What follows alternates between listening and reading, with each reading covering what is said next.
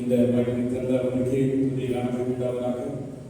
அவனமாகவே திருச்சபை உலகர் பாஸ்டர் அருள் சாலமன் மற்றும் எல்டர்ஸ் எல்லோருமாக சேர்ந்து பிரவர்த்ததற்காக உங்கள் நன்றி வாழ்த்து கொண்டிருந்தேன். சமசேவம் கணேசுக்கு நல்லா நிறைந்தவரை நிலவரை காக்கும் துணிக்கும் சோதனைக்கும் இந்த காலை ஆராதனையிலே அடுத்த நாட்கள் 2 மாதத்தை முடித்தோம். 2 மாதத்தை முடிக்கிற வேலையிலே புதிய வருடத்தை ஆரம்பிக்கும் என்று கொடுத்த வாக்கை ஆண்டவரே நான் கத்திற்குள்ளாக என் பிரயாணத்தை தொடர்பு வேலையிலே இன்னொரு மாதத்தை நான் ஆண்டுக்குள்ள கடந்த 2 மாதங்களாக எங்களை ஆசீர்வதித்து வாக்கின்படியே எங்களை காத்து எங்களை பலப்படுத்தி வருவதை காவல் திருச்சபையிலே ஊழியரோடு உடைய குடும்பங்களோடு அழுகையோடு இருக்கிற எல்லோரும் உடைய கரங்களை காப்பதற்கு இப்போது இங்கே கர்த்தாவை அடையை வளர்க்க பேசும். நேற்று வார்த்தையை நாம் நீ பேசணுமா நான் கேட்கிறோம். அவர் திருவிழா காரணம் அன்பரே தெய்வனுடைய தெய்வாவுடைய கொடுக்கப்படுகிற வார்த்தைகள் அவர் பெருசு கடைத்துக் கொள்ளும் சீர்திருத்தம் நீதி படித்திருக்கும் எந்த நன்றியை செய்வது தகுதிப்படுத்தக்கூடியதாக அவலமாய் வாழ்க்கையிலே அந்த அனுபவத்துக் கொண்டு நடத்தணும் ஆச்சு. நீர் என்னை மறைத்தவர் நீ பேசினால் கேட்கும். இயேசு பரநாமத்தில் வெளிப்படுத்த தந்தையே ஆமென். இந்த மாதம் 1ஆம் தேதி சரித்திரத்திலே ஒரு முக்கியமான சம்பவம் நடந்தது. இந்த முக்கியமான சம்பவம் என்ன அப்படின்னு நாம் பார்க்கிற வரையிலே ஸ்காட்லாண்டில் ஒரு பெரிய ரிஃபார்மேஷன். அந்த ரிஃபார்மேஷன்ல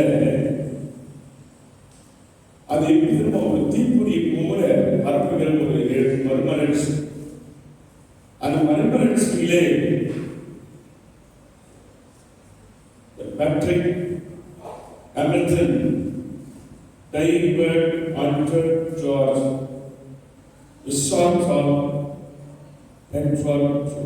ஸ்காட்லாந்து அப்படின்னு சொல்லப்படுது. அதில் ஜான் நாக்ஸ் என்பவர் சரித்திரத்திலே முக்கியமான ஜான் நாக்ஸ். இந்த ஜான் நாக்ஸுக்கு என்ன ஒரு டைட்டில் கொடுத்தாங்கன்னா மார்னிங் ஸ்டார் அப்படின்னு ஒரு டைட்டில் கொடுக்குறாங்க. அதாவது இடிமுழக்க ஒரு ஒளி அப்படின்ற ஒரு டைட்டில் கொடுக்காங்க ஜான் நாக்ஸ். இந்த ஜான் நாக்ஸ் அந்த ஸ்காட்லாண்டில் நடக்கிற எல்லா காரியங்களையும் பார்த்து வந்தவர். அங்கே இருக்கிற ஒரு விசுவாசிகள் எல்லோருமாகவே ஆண்டவராகிய இயேசு கிறிஸ்து மரணத்திற்கு காட்டின வழிதான் உண்மையான ரட்சிப்பின் வழி என்று சொல்கிறார். They believe that God's way of salvation was through finished work of Christ alone. இயேசு கிறிஸ்து முடித்த வேலை நிமித்தமாகவே ரட்சிப்பு உண்டு, வேறு வகையிலே இல்லை என்பதை அங்கே பிரசுரிக்கிறார்கள். அங்கே ஆதிக்கம் யாருடைய ஆதிக்கம்னா கத்தோலிக்க ஆதிக்கம். ரிஃபார்மேஷன் வருவதற்கு காரணமே ஃபர்ஸ்ட் ரிஃபார்மேஷன் யார் வந்தது? மறுமலர்ச்சி சரித்திரத்திலே யார் வந்தது? Martin Luther. மார்ட்டின் லூத்தர் வந்து ஒரு கத்தோலிக்க ஃபாதராக இருந்தார். இவங்க என்ன செய்வாங்கன்னா அந்த போப்பை போய் சந்திக்கணும்னாக்கா 95 படிகளை முட்டி போட்டுட்டே போகணும். எப்படி 95 ஸ்டெப்ஸ் அந்த ஸ்டேட்டஸ் போகணும். அந்த ஸ்டெப்ஸ்ல போகும்போதெல்லாம் every step they need to pray and confess. One day God spoke to Martin Luther. Man shall not live by bread alone. அப்படின்ற வார்த்தை ஜீவனோட வார்த்தை என்று சொல்லும்போது it is a life in it. வார்த்தையிலே உயிர் இருக்கிறது. மனுஷனுடைய வார்த்தை போல அல்ல. இந்த வார்த்தை விடுவிக்கக்கூடியது, சுத்தம் பண்ணக்கூடியது, வழி நடத்தக்கூடியது, காக்கக்கூடியது, போஷிக்கக்கூடியது, எல்லாம்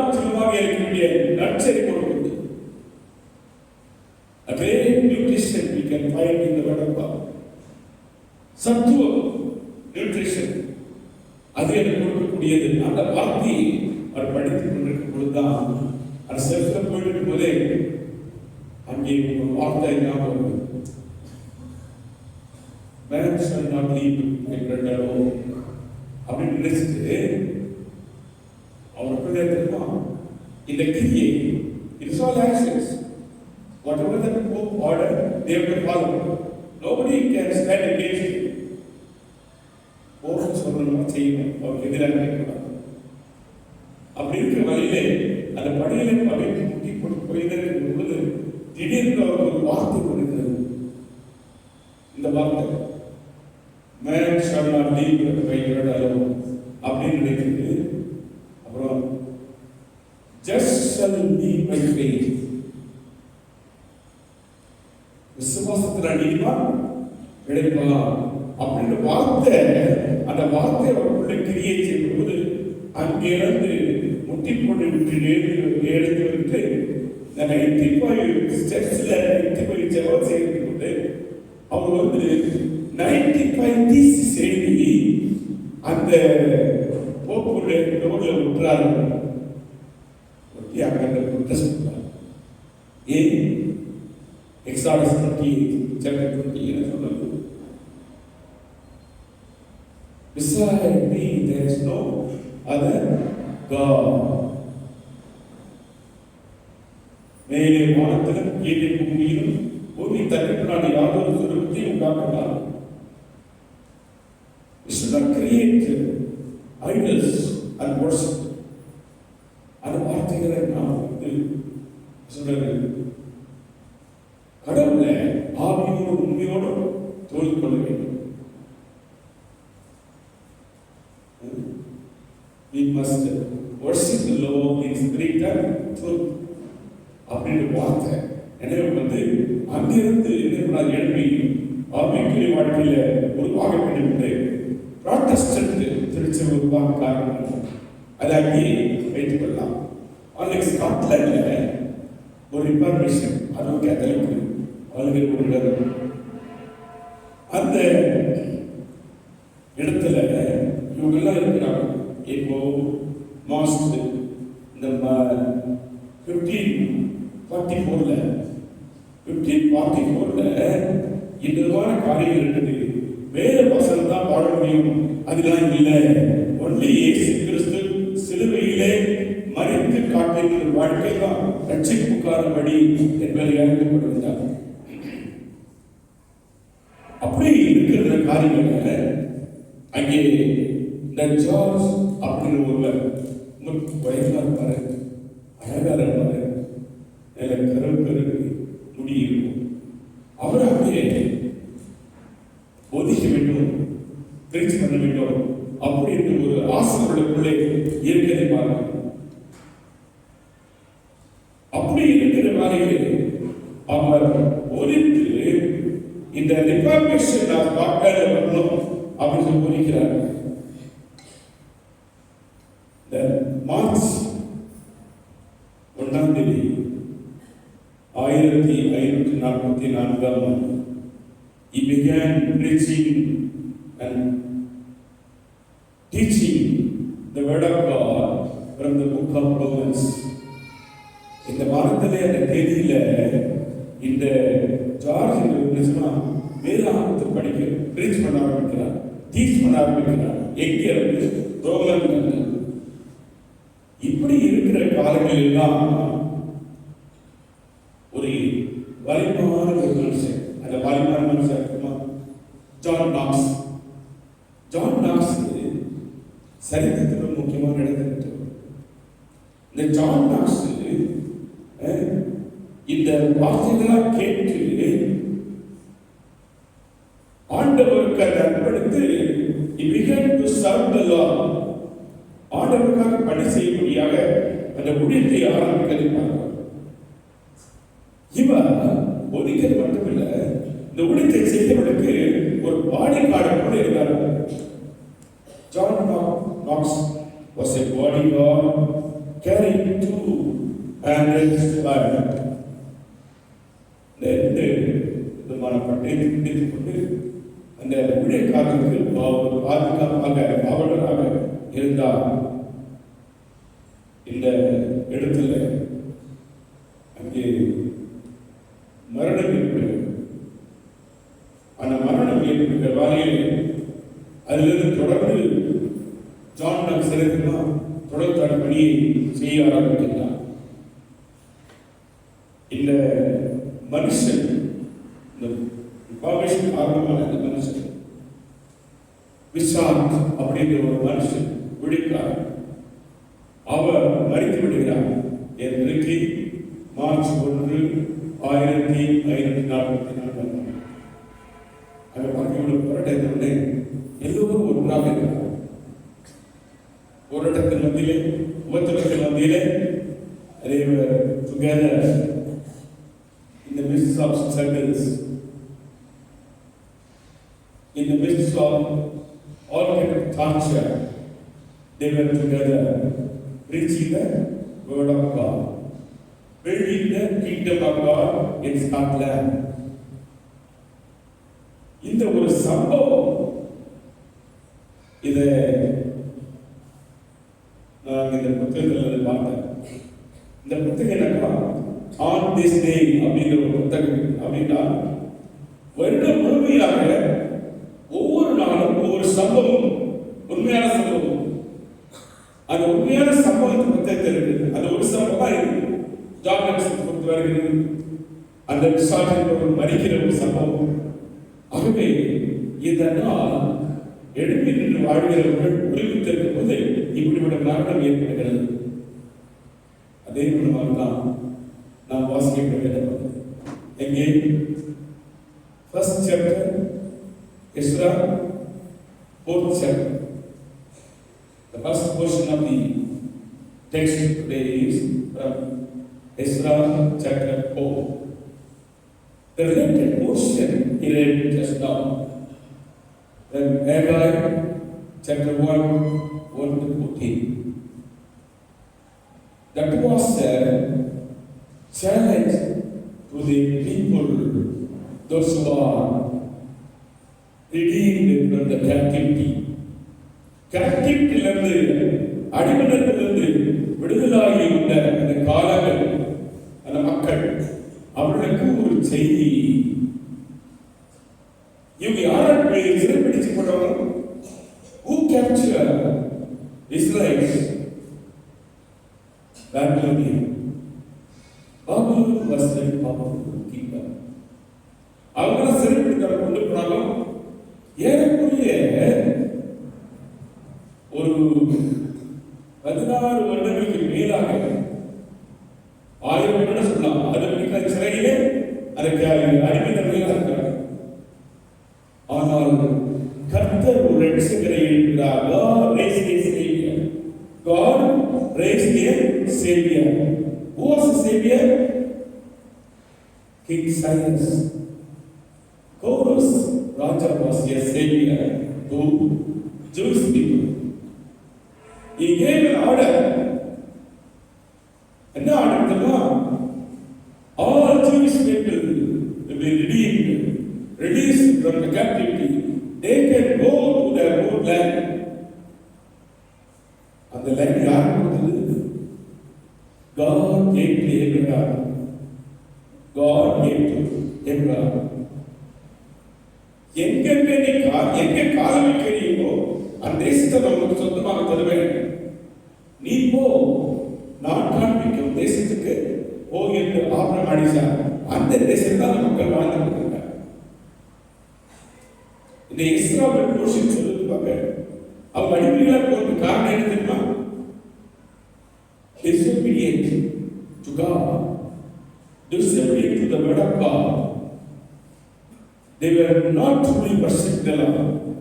கடவுளை உண்மையா சேவிக்கிறதுல, வசனத்தை நம்புறதில்ல, கடவுளுக்கு கீழ்ப்படிந்து வாழாத மக்களாக இருந்தார்கள்.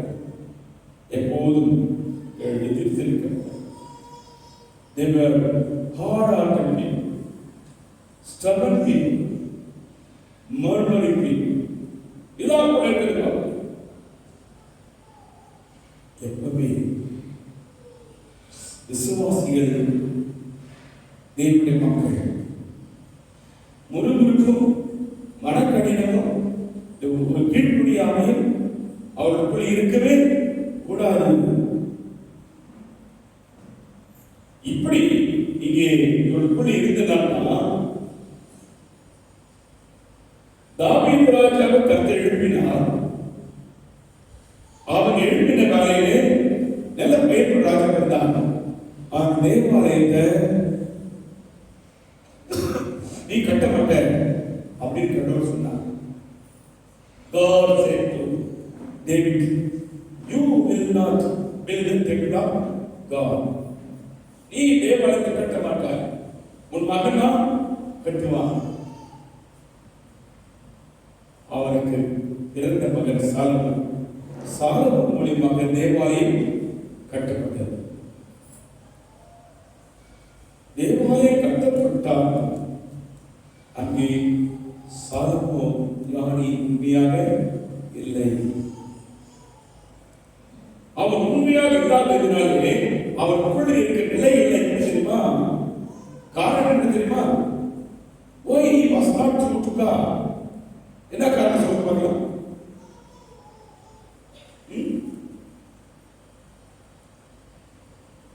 In Christian life, marriage is very, very important.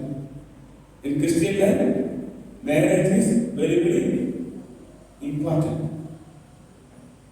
Very clearly, in New Testament, believers learn we should not have a yoke with the unbelievers. அவிசுவாசிகளோடு உடன்படக்கூடாது, ஐக்கியம் இருக்கக்கூடாது. ஆனால் சாலமோன் ஞானி ஒரு அந்நிய பெண்ணை திருமணம் செய்து கொண்டு அந்த அந்நிய பெண் என்ன பண்ண தெரியுமா? அவன் என்னெல்லாம் விசாரிக்கிறோம் அவையெல்லாம் அங்கே நுழைக்கிறான். விக்கிரகத்தை கொண்டு தான் நுழைக்கிறான். இதனாலே சாலமோன் ஆசீர்வதிக்கிறான். அதுக்கு முன்னாலே ஒரு மக்கள் அதிகமாக இருந்தனாலே சரிப்பட்டு போனாங்க. First, Babylonian destroyed the Jerusalem wall. Jerusalem மதில் இடிக்கப்படுகிறது. Then they destroyed the temple of God, which was built by Solomon, King Solomon. Solomon ராஜாவாலே கட்டப்பட்ட அந்த தேவாலயம் இடிக்கப்படுகிறது. அங்கே மக்கள் இல்லாதபடிக்கு எல்லாரும் செய்யப்பட்டு போனாங்க. இந்த ஒரு நிலையில் தான் எஸ்ரா நெகேமியா வாழ்கிற காலங்களில் அங்கே எருசலேம் எப்படி இருந்ததான்? டெசர்டட் பிளேஸ், மக்களே இல்லாத பாழடைந்து போன இடம். அந்த பாழடைந்து போன அந்த தேசம் திரும்பி எழுப்பப்பட வேண்டும் என்பதற்காகவே God raised King Cyrus. Chorus ராஜாவை கர்த்தர் எழுப்பினார். கோரஸ் ராஜாவை எழுப்பி நீங்கள் உங்கள் தேசத்துக்கு போங்கள், போய் எருசலேம் மதிலை கட்டுங்கள், தேவாலயத்தை கட்டுங்கள் என்று கட்டளை கொடுத்து அனுப்புகின்றார். ஒரு ராஜா இயேசு கிறிஸ்துவின் மரணத்துல இல்லாது இவ்வளவு ஒரு குற்றத்தினால காணவில்லை அப்படின்னு சொல்லி அவர் எழுதினார். எழுதினது என்று சொல்லுகிறார். அதே போல் ராஜா எழுதினார். அதை யாரால் மாற்ற முடியாது. அந்த ராஜா கொடுத்த கடிதம் எருசலேமிலே இருந்தது. அந்த கோரஸ் ராஜா வாழ்ந்த அந்த தேசத்தில் இருந்தது. இங்கே இஸ்ரவேல் நாட்டு அதிகாரத்தில் ரெண்டு பேர் பார்க்கணும். யார் யாரு? செருபாபேல், யோசுவா, ரெண்டு பேரும் பார்க்கணும். இந்த ரெண்டு பேரை கொடுத்து எங்க பார்க்கிறோம் அப்படின்னாக்கா ஆகாயம் பார்க்கணும். ஆகாயம் தெற்கு அங்கே சொல்லப்படுது. தெரியுமா? அந்த மகள் சுகபோகமாக வாழ்கிறார். They were leading a luxurious life. சுகபோகமாக வாழ்ந்து தேவனுடைய தேவனுடைய தேசத்தையும் அந்த மதிலையும் தேவாலயத்தை மறந்துவிட்டார்கள். ஆகவேதான் ஆண்டவர் சொல்லிருக்கிறார். என்ன சொல்றாரு? ஆகாய் 1ஆம் அதிகாரம் இந்த வசனத்தில் சொல்லுகிறார். குறிப்பாக 1ஆம் அதிகாரம் ஆகாய் 1:9-10 வாசம்.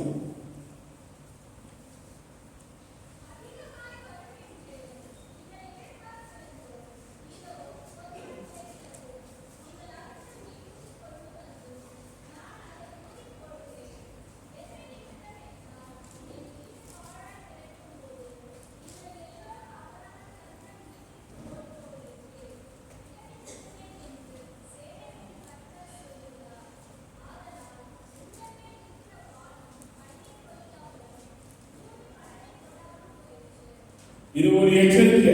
It was a warning to Jewish people. சுகபோகமா வாழ்ந்த சூரியஸ் லைஃப் வாழ்ந்த தேசத்துல ஆண்டவர் சொல்றாரு, இவங்கெல்லாம் மரங்களை வெட்டி கொண்டு வந்து ஆலயத்தை கட்டணும். இப்படி கட்டாத பெரிய ஆண்டவர் சொல்றாரு, அதனால என் மகிமை விலகி கர்த்தர் சொல்றாரு, இது கீழ்ப்படையில. அப்படி வரும்போதுதான் இங்கே நாமளாயும் எச்சரிப்பு கொடுக்கின்றார். அந்த எச்சரிப்பு அவரால் கர்த்தர் வெளிப்படுத்துகிறார். இன்னைக்கு இங்க காண்கிற செருபாபேல், யோசியா, இவங்க 2 பேரு எஸ்ராட பார்க்கணும் இல்லையா? அதை கொடுத்து ஆகாயத்தை இந்த செயல் சொல்லப்படுகிறது. இதை பார்த்த உடனே முதல் உணர்ந்து இந்த செருபாபேல் யோசுவாவும் அவர் செயலில் ஈடுபட ஆரம்பிக்கிறார். அப்படி செயலில் ஈடுபடுகிற காலங்களிலே நாம் இந்த உலகத்தில் வாழ்வது ஆட சொல்லுகிறார். Devil is like a roaring lion. சாசார் கட்சிக்கு சிங்கத்துக்கு போல எங்களை விடாமல் வகை தெரிவிக்கிறார். அதான் நடக்கிறது. இங்கே எஸ்ரா 4ஆம் அதிகாரத்தில் இந்த மக்கள் இந்த ஆலயத்தை முதலில் கட்ட வேண்டும் என்று இங்கே சொல்லுகிற காலையிலே அங்கிருக்கிற மற்றவர்கள் யூதர் இல்லாதவர்கள் இந்த மக்களை நெருங்கி பார்த்து கொண்டிருக்கார்கள். அந்த non-Jews were very closely watching the Jewish people. யூதர் இல்லாதவர்கள் அவளை அப்படியே அதிகமாக கண்ணோட்டமாக பார்த்து கொண்டிருக்கார்கள். அந்த ஜனங்களிலும் ஜெருபாபேல், யோசுவா மற்ற ஜனங்களிலும் எழுந்துகிறது. ஆரம்பத்தில் சொன்னீங்க அவிசுவாசிக்கும் விசுவாசிக்கும் சம்பந்தம் இல்லை. இங்கே ஜெருபாபேல் ஆண்டவரை விசுவாசிக்கிறார், யோசுவா ஆண்டவரை விசுவாசிக்கிறார். இவன் தேவனுடைய காரியை கட்ட வேண்டும் என்று கர்த்தர் ஆகாயம் மூலமாக வெளிப்படுத்தின அந்த வார்த்தை கீழ்ப்படிந்து தேவ சித்தத்தை செய்ய ஈடுபட கொள்கிறார். ஆனால் இங்கே இருக்கிற மக்கள் நாங்கள் உங்களோடு கூட வந்து கட்டுவோம் என்று சொன்னார். We also will join with you to build the wall of Jerusalem at the temple. But these 2 people absolutely refused. No yoke with you, no relation. உங்களோடு வாழ முடியாது, உங்களுக்கும் ஐக்கியம் கிடையாது அப்படி என்று ஆண்டவர் சொல்லுகிறார். இப்படி அந்த மக்கள் சொல்லுகிறாங்க, அவரோடு கூட மக்கள் என்ன சொல்லுகிறாங்க?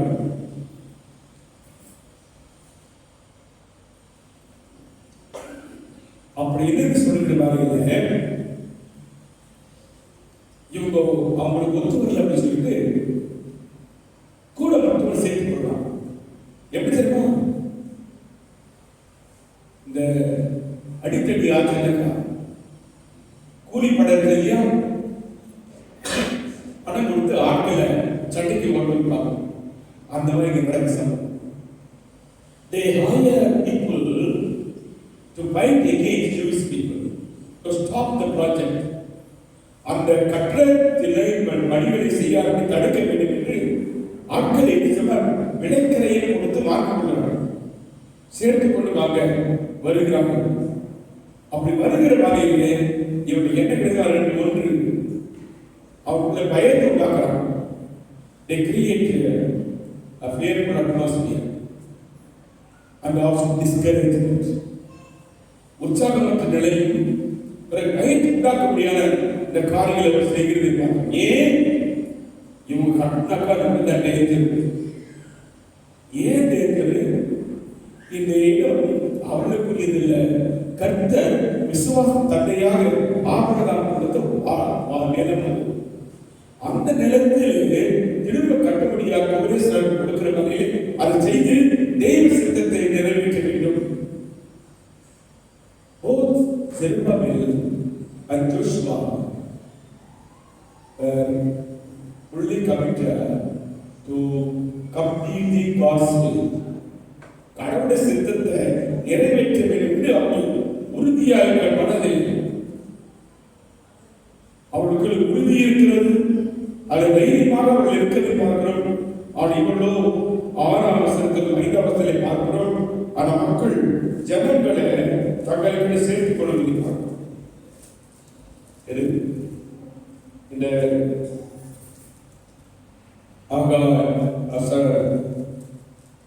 எஸ்ரா 4ஆம் அதிகாரம் 5ஆம் வசனம் 6ஆம் வசனத்திலே நாம் பார்க்கிறோம். அங்கே சொல்லப்படுகிறது,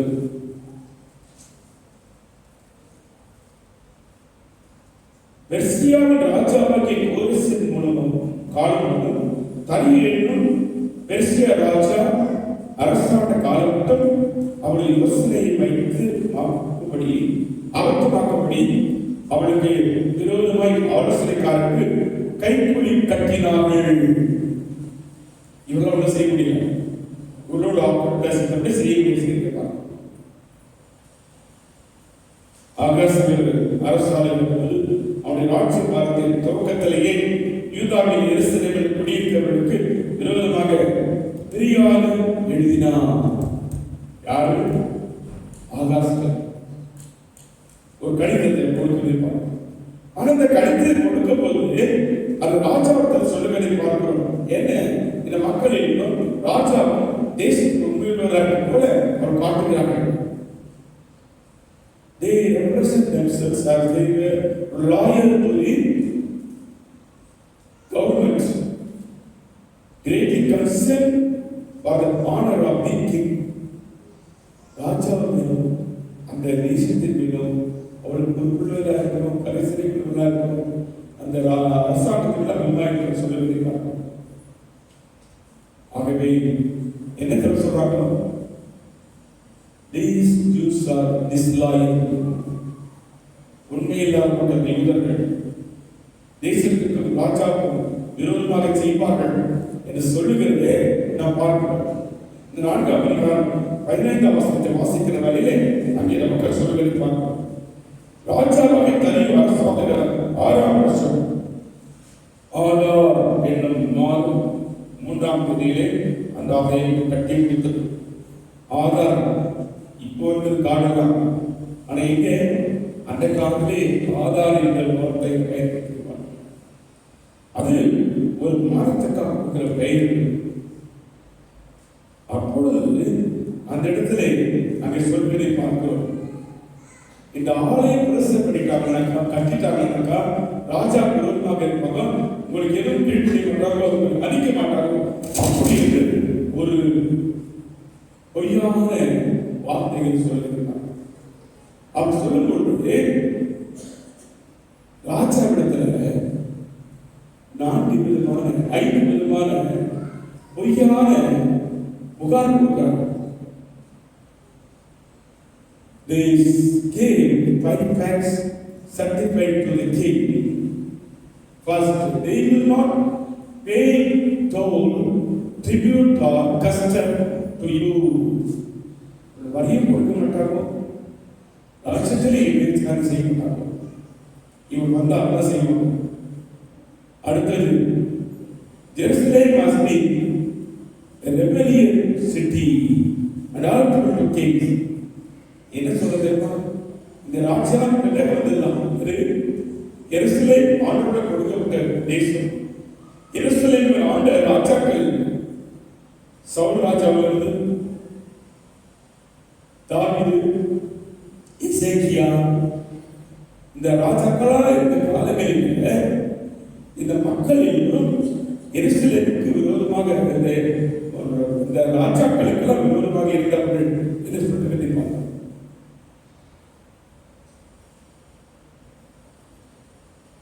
You will be dishonored. Thirdly, ராஜாவால் உண்மை கனவீனப்படுவார். நான்காவது அவன் மேலே சொல்கிற படி என்னன்னா, the city was destroyed because of many rebellions.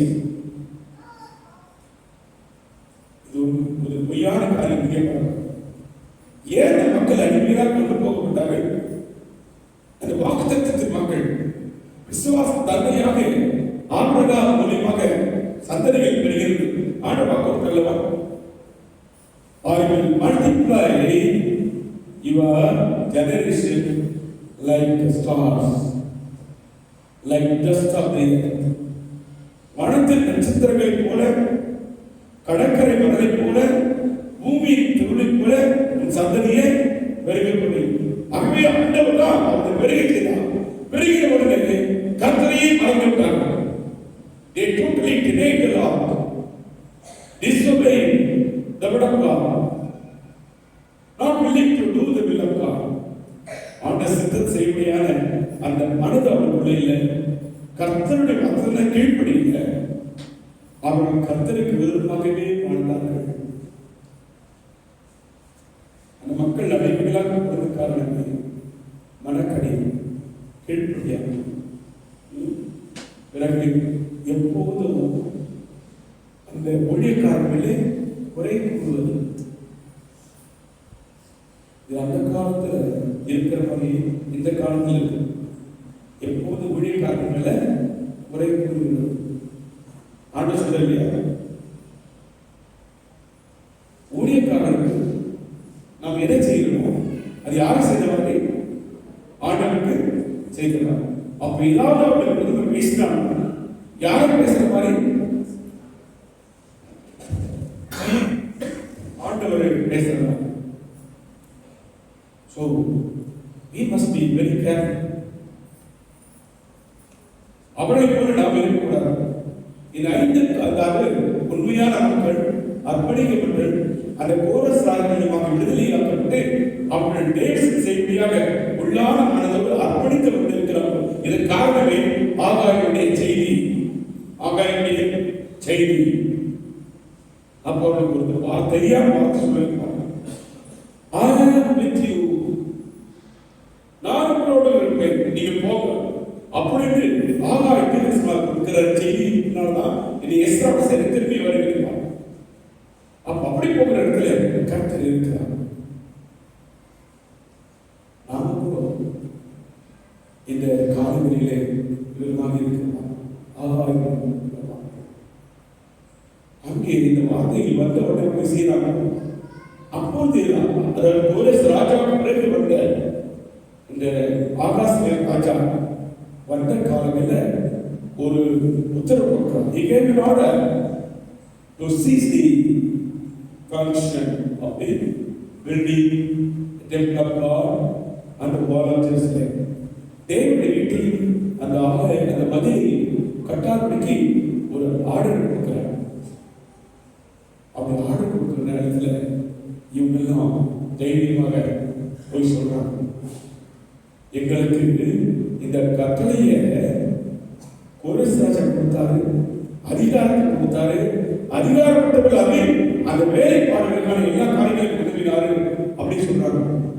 இது உண்மையா என்று பார்க்கிற வழியிலே they were searching the document.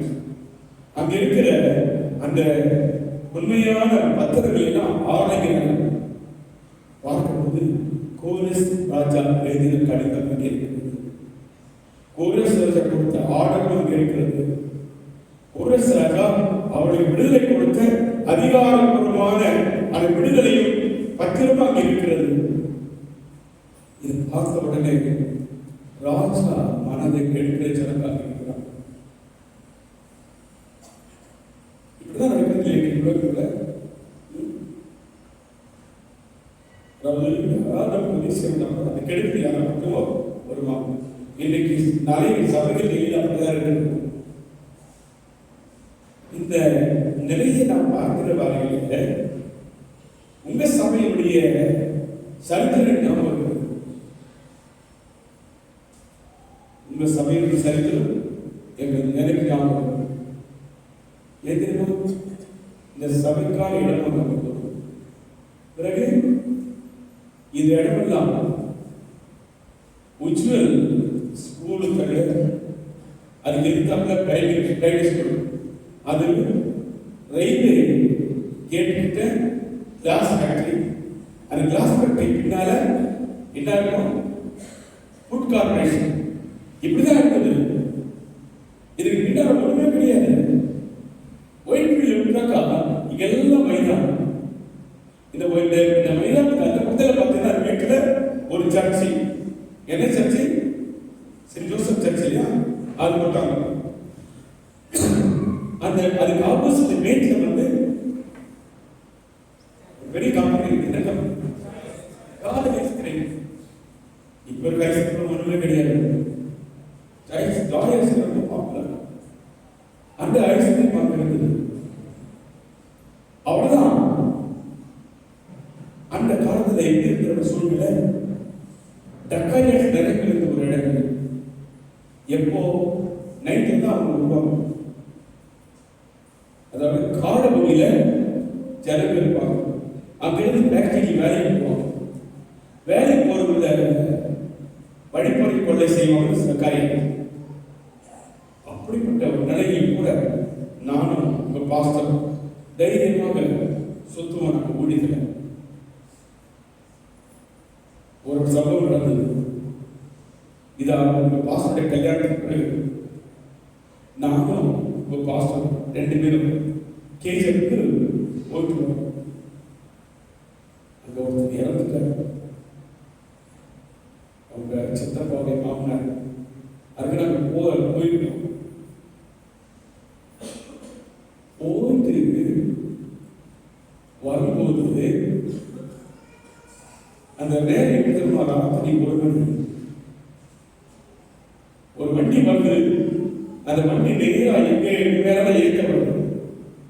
நாங்க இடப்பட தப்பிச்சு இப்படி போகும்போது அந்த வேகத்துல வண்டி வந்து அடிபட்டு பாஸ்டர்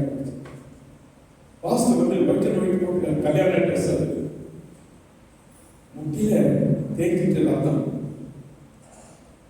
கையில ரத்தம். எப்படி ரத்தம்? அந்த ஸ்கூட்டர் அப்போ ராஜதூத்து இருந்தது. அவங்க அந்த ராஜதூத்து வண்டியை விடாம அப்படியே பிடிச்சுக்கிட்டு அங்கே நேரம் அடுத்து பார்க்க ரோடு அடுத்த சைடு. நான் வந்து பிள்ளைங்க நார்மலா பிள்ளைங்க ரொம்ப டேஞ்சர் இருக்கும். அப்படி ஒன்றும் ஏற்படல எனக்கு. அந்த வேகத்தில் அந்த இடிச்ச வேகத்துல பின்னால இருந்து அப்படி மேலே அப்படியே உருண்டு வந்து நேரம் அப்படியே ரெண்டு கால் நிற்கிறேன். அப்போ பேண்ட் கேட்டு புது பேண்ட். இப்படிதான் அந்த நாட்களிலே நடந்தது. அப்படிப்பட்ட ஒரு இடம் இருக்கு. அந்த இடத்துல இவங்க வீட்டுக்கு வந்து சேர்ந்தாரு. வீட்டுல ஐயனுடைய அம்மா ஐயம்மா புது கல்யாணம். இவங்க வர ஒண்ணு தெரியாம அப்படியே எல்லாம் பார்த்துக்கிறாங்க. தெரிவிட்டு ஒண்ணு தெரியப்படுத்தவில்லை. அந்த கையில ரத்தம் பிடிச்சிட்டு அப்படி போட்டு என்ன பண்ணாரு? அடுத்து காலையில தான் அவர் கையில அடிக்கிறது தெரியுது. இப்படிப்பட்ட ஒரு காலகட்டத்துல இந்த இடம் இருந்தது. இந்த இடத்தை வாங்குவதற்கான தைரியம் ஒன்றுமில்லாத இடம். கொள்ளையர்கள் நிறைவேற்ற ஒரு இடம். இங்கிருந்து ஃபுல்லா இந்த ரோடு ஃபுல்லா உள்ள கிடையாது. அந்த நிலையில இடம் கட்டப்பட்டது. இது யாருடைய வீடு? தேவனுடைய வீடு. நாம் ஆராதிக்கிற தேவனுடைய வீடு. இந்த வீடு பாதுகாக்க வேண்டியது எல்லாவற்றையும் மூலமாக ஒருங்கிணைந்து செயல்பட வேண்டியது இந்த பாஸ்டரோட இருக்க கமிட்டி அங்கத்திலும் விசுவாசிகள் எல்லோரும் ஒருங்கிணைந்து இருக்க வேண்டும். அதாங்க நடக்கிறது இங்க. எஸ்ரா அந்த இஸ்ரவேல் விடுதலை கட்டுவதற்கும் எஸ்ரா அந்த தேவாலயத்தை கட்டுவதற்கும் இப்படிப்பட்ட எதிர்ப்பு மத்தியிலே மற்ற விசுவாசிகளும் ஒன்றாக சேர்ந்தார்கள். ஆனா இந்த 4ஆம் அதிகாரத்துல கட்டவிடல் நீங்கள் 6-7 படிச்சு பாருங்க. அதுக்கு பின்னால அந்த ராஜாவுடைய கட்டளை, எந்த ராஜாவோட கட்டளை? கோரேஸ் ராஜாவோட கட்டளை கட்டி பெரிய அடையாளமாக நெகேமியாவோட தொடர்ச்சியாக நெகேமியாவோட படுத்துறாங்க. தேவாலயத்தில் மதிலை கட்டுவதற்காக எஸ்ராவோடு இணைந்து என்ன செய்யணுமா? இரவு நேரத்தில் நைட் டைம் ஆர்டர் வீட்டில் சர்ச்சில் அதே மாதிரி அந்த எருசலேமில் தேவாலயம் இருக்கிற இடத்துல அந்த மதிலை சுற்றிலும் இரவு சேவை செய்து கொடுக்க நெகேமியா எஸ்ரா அந்த ஆலயத்தை கட்டிருக்கோம். நீங்கள் எல்லோரும் என்ன செய்ய வேண்டுமா? அவளை போல முழங்கால் யுத்தம் செய்ய வேண்டும். நீ நண்பர்கள் was the people of God and the temple of God and for the war of the temple. இதற்காக நாம் எல்லோரும் இருக்கிறோம். செய்தார்கள். அப்படி நாம் செய்ய வேண்டும் என்று சொல்லப்படுகிற வாலிபர்களே, ஆகாயுக்கு முதல் மெசேஜ் கொடுத்தார். எங்கே? ஜெருபாபேலுக்கு யோசுவா. பிறகு மறுபடியும் 23 நாள் கழிச்சு இன்னொரு மெசேஜ் கொடுக்கிறார். எங்கே? ஆகாய் 2ஆம் அதிகாரம், ஆகாய் 1ஆம் அதிகாரம் 12ஆம் வசனத்திலிருந்து 13-15ஆம் வசனம் வரைக்கும் இன்னொரு மெசேஜ் கொடுக்கிறார். After Hagai's second message in 23 days,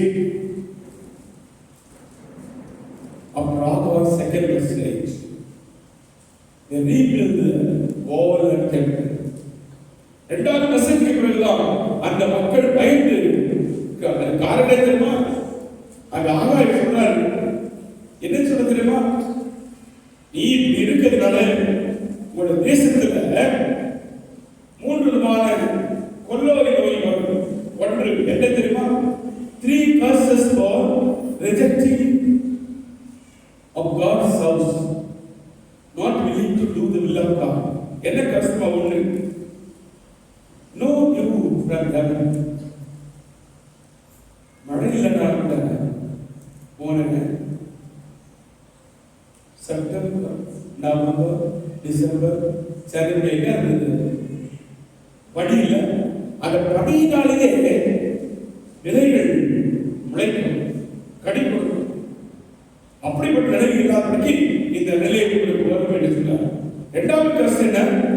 no crops, no crops. தானியமே உங்களுக்கு இல்லாம போயிடும். நான் சொல்றாரு, நெகேமியா சொல்றாரு, நீ தேவனை மறந்தாய் என்றால் தேவன் உன்னையும் உன் பிள்ளைகளையும் மறப்பா. அப்படின்னா கடவுள் வசனத்தை கேட்டு பார்க்க வேண்டும். மூன்றாவது கர்ஸ் என்ன தெரியுமா?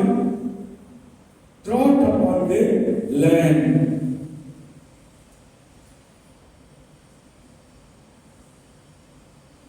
என்ன? வறட்சி, வறட்சிக்காலம்.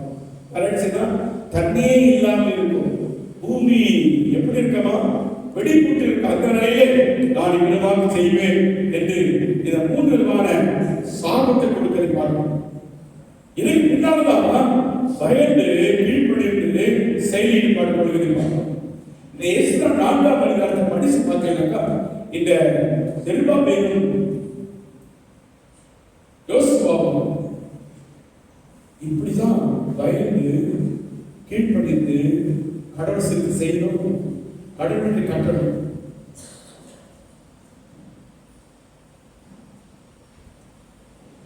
நான் வந்து ஒரு 2 இடத்துல ஆலயம் கட்டினேன். ஒன்று முருகேஷ் பாலத்தில் சரி பாடுபா சர்ச். எத்தனையோ வருஷத்துக்கு முன்னால அந்த சர்ச்சுக்கு பவுண்டேஷன் போட்டு விட்டுருக்க அப்படின்னா ஒரு முயற்சி எடுக்கல, கட்டல. இங்க ஒய்புரி சர்ச்சில் நான் 83லிருந்து 86 வரைக்கும் ஒழித்து சென்று 86ஆம் வருஷம் அங்கே போனேன் முருகேஷ் பாலத்தில். அப்பொழுது அந்த ஆலயத்தை கட்டணம் சொல்லுகிற வரையில எல்லா மக்களும் சேர்ந்து கை கொடுத்தார்கள்.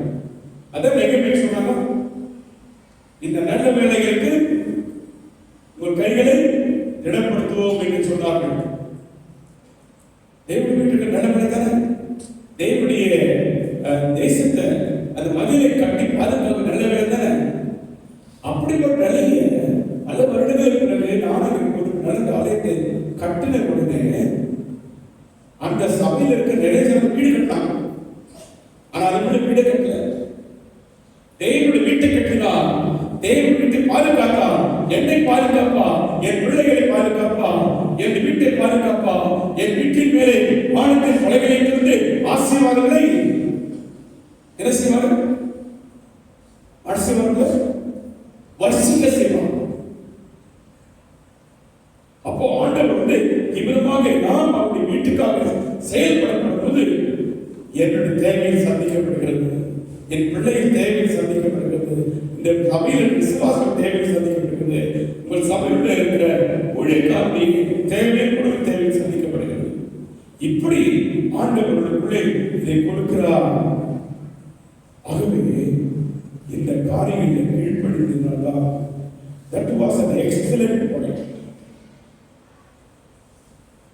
I ought to do the only to leave the church and forget to act.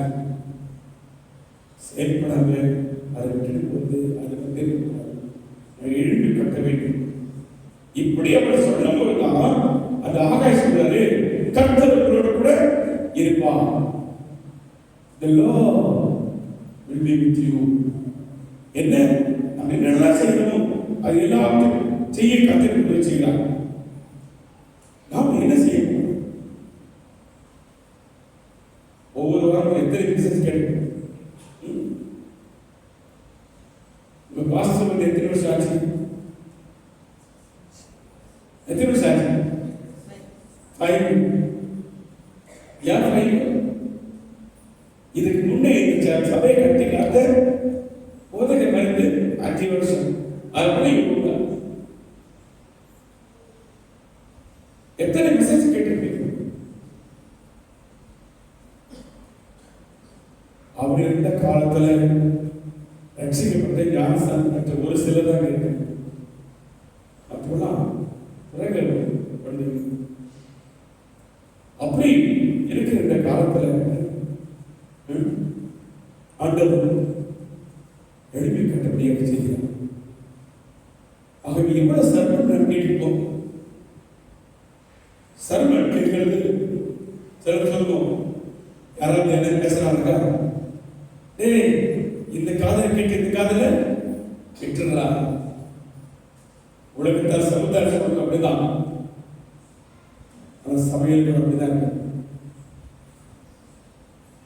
It is a true reality in this world, in the church.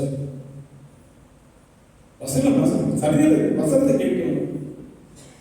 வசனத்தை கேட்டவுடனே முதல்ல என்ன தெரியுமா இருக்கணும்? கீழ்ப்படிதல், obedient. Then next one is growing in the knowledge of Christ. கர்த்தரை அறிகிறதிலே வளர்ந்திருக்க வேண்டும். And thirdly, you must have a spiritual mature person. ஆவிக்குரிய வாழ்க்கையை முதிர்ச்சி அடைந்த மக்களாக விசுவாசிகளாக இருக்க வேண்டும். அப்படி இருந்தாக்கா என்ன செய்யணுமா? நீங்கள் உங்கள் குடும்பத்திற்காக, உங்கள் ஆலய தெய்வாலயத்திற்காக திட்டமிடுவீர்கள். இந்த ஆலயத்துடைய நிலை எத்தனை யோசிச்சிருக்கீங்க?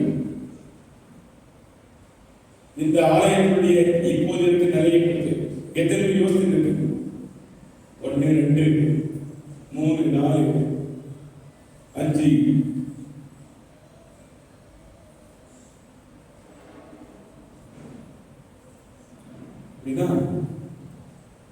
நமக்கு ஆசீர்வாதம், பாதுகாப்பு, சத்தியத்தை கேட்டு மனதுக்கு ஆதரவாக இருக்கணும். அப்படி என்ற ஒரு வகையில புத்தகத்தை வந்து போவதில்லை. ஆண்டவர் சொல்றாரு, ஆகாயம் சொல்லப்படுறது 2 மெசேஜ் ஆகாயம் கொடுக்குறாங்க. ஒரு மெசேஜுக்கு சரியான ட்ரீட் பண்ணல. செகண்ட் மெசேஜ் கொடுக்கும்போது வார்னிங். என்ன வார்னிங் தெரியுமா? நீங்கள் இந்த தேசத்திலே வாழ்ந்து, இந்த தேசத்தை வாழ்ந்து உங்களுக்கு சொந்தமான இடம், உங்களுக்கு சொந்தமான இடங்களும் வைத்துக் கொண்டு உங்கள் பிள்ளைகள் நல்ல கல்வி கொடுத்து உங்கள் பிள்ளைகளை வளர்ச்சி அந்த பிள்ளைகளுமாக செல்வத்தை பெற்றுக்கொண்டு ஜாலியாக இருக்கிறீங்களே, அது வாழ்க்கை. அதோடு you must be to God's will. You must be willing to do the will of God and also plan for the house of God. அப்ப செய்யப்படும்போது கர்த்தர் உங்களுக்கு பெரிய காரியத்தை செய்வார். செய்யணும் செய்யலாம். இந்த பைபிள் காலேஜ்லாம் எப்படி ஆரம்பிச்சது? அதுக்கு வந்து ஒரு 3 பேர். அந்த 3 பேர் யாருன்னா அவங்க என்ன சொல்லுவாங்க? சிராமு ட்ரியோ அப்படின்னு சொல்லுவாங்க. என்ன சொல்லுவாங்க? சிராமு ட்ரியோ. சிராமுடைய 3 மக்கள், வில்லியம் கேரி, மார்ஸ் வார்ட், 3 பேர். வில்லியம் கேரி மொழி செய்வாரு. ஒருத்தர் வந்து எஜுகேஷன் இன்ஸ்டிடியூஷன் ஆரம்பிச்சாரு. இன்னொருத்தர் வந்து ஒரு மரபணிச்சு வேலையை செய்வார். அப்படி வந்ததுதான் அந்த செராமிக் காலேஜ். அதுதான் இன்னைக்கு வேளாண் அப்டேட் ஆகிட்டு அந்த யூனிவர்சிட்டி டிகிரி கொடுத்துருக்காங்க. அங்கே இருந்து ஒரு மனிதர் சொல்லுகிறார். அந்த மனிதர் அது சொல்லி ஆரம்பிக்கிறேன். William carry. வில்லியம் கேரி என்ன சொன்னாரு?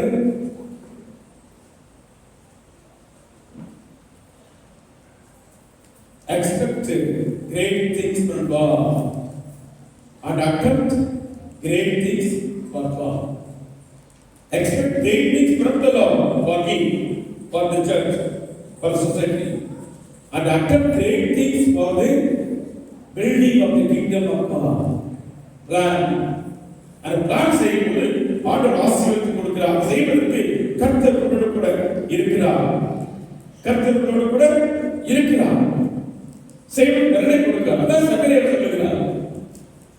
பலத்தினாலல்ல, பராக்கிரமத்தினாலல்ல, தேவனுடைய ஆவியினாலே எல்லாம் நீங்களே என்ன செய்ய முடியும்.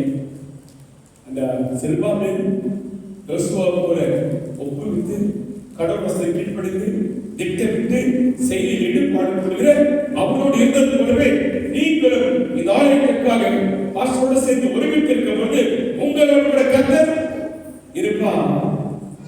உங்கள் வீட்டிலே கர்த்தர் இருப்பார். உங்கள் போதோடு கர்த்தர் இருப்பார். வேதத்தில் தெளிவாக சொல்லப்படுகிறது. தெளிவாக சொல்லப்படுகிறது. என்ன சொல்லப்படுகிறது?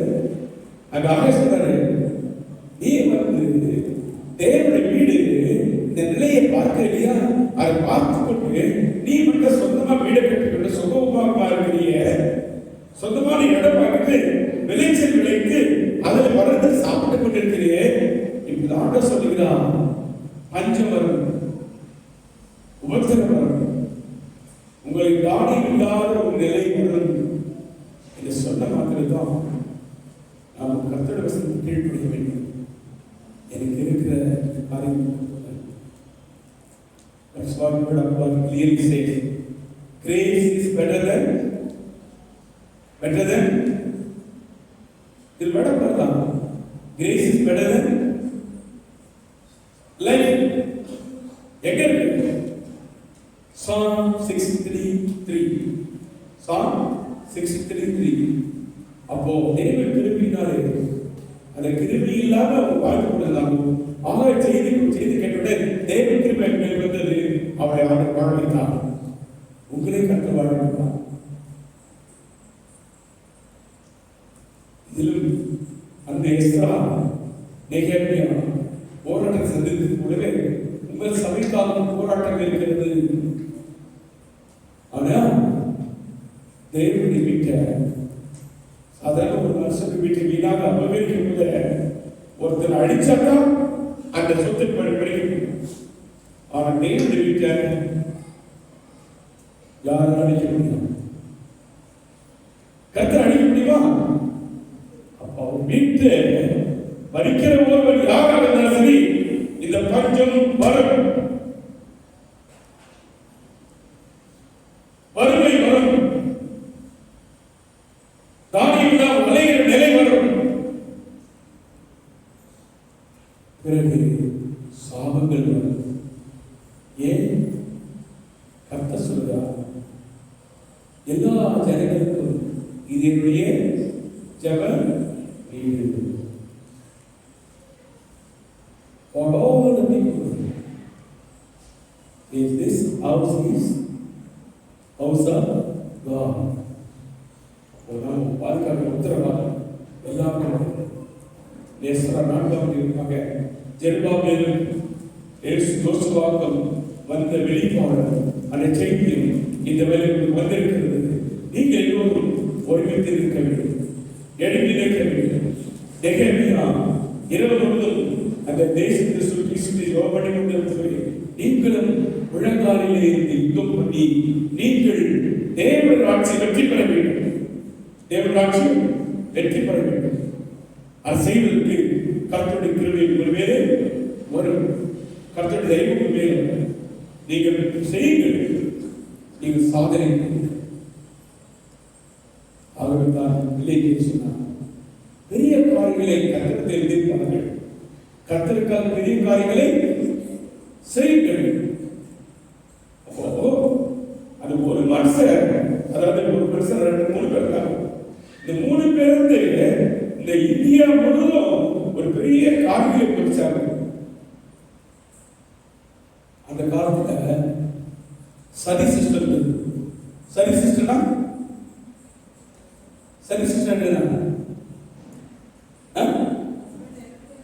உடன்கட்டை என்பது எப்போ கணக்கு இறந்து போனாக்கா உயிரோட மனைவி செத்து கொடுத்த வேண்டும். அடுத்தது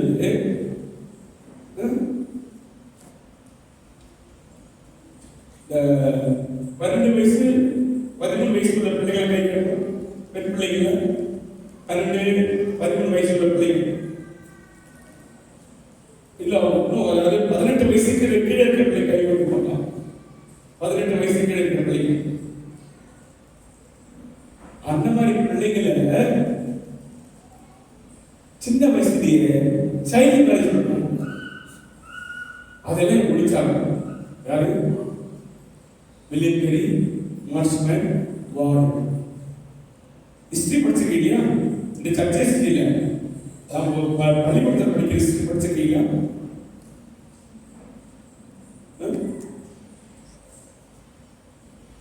ஒரு கிங் இருந்தார், மோகன் ராய், கேள்விப்பட்டிருக்கீங்க?